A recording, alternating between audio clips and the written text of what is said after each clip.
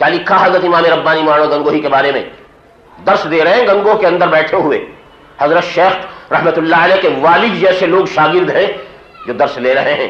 ऐसे बड़े बड़े मशाइख जिबालुल इल्म दर्स दे रहे थे कि बारिश आ गई, दरख्त के नीचे बैठ, क्योंकि दरख्त रहे तो उस वक्त ही नहीं, न दारुल था न मज़ाहिलुम, दरख्त के नीचे बैठ गए, बस वही दारुल मज़ाहिलुम बन गया।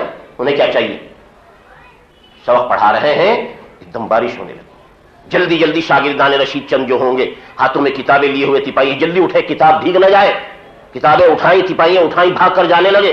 अंदर जब जाकर वापस आए तो क्या देखते हैं? हजरत इमाम रब्बानी मौलाना गंगोही सबके जूते उठाकर चले आए, शागिर्दों के जूते उठाकर। तारीख बयान करने वाला कहता है कि हजरत का ये मंजर देखकर जितने शागिर्द थे यूं कहते थे ऐसा मालूम होगा किसी ने हमें ज़िबा कर दिया, गर्दन पर छुरी फेंक दी।